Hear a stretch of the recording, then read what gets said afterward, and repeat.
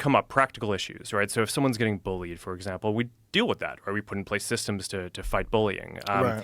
If someone is saying, hey, someone's pirating copyrighted content on the service, it's like, okay, we'll build controls to make it so we'll find IP protected content. But it was really in the last 10 years that people started pushing for like ideological based censorship. And I think it was two main events that really triggered this.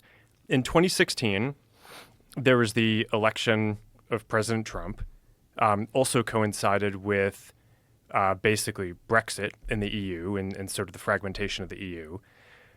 And then, in 2020, there was COVID. And I think that those were basically these two events where for the first time, we just faced this massive, massive institutional pressure to basically start censoring content on ideological grounds. I'm sorry to interrupt you, but when it first came up in 2016, did it come under the guise of the Russian collusion hoax?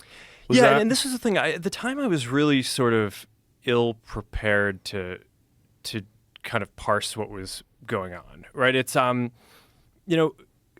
think part of my reflection looking back on this is I kind of think in 2016 in the aftermath, I gave too much deference to a lot of folks in the media who were basically saying, okay, there's no way that this guy could have gotten elected except for misinformation. People can't actually believe this stuff, right? It has to be that there's this kind of like massive misinformation out there.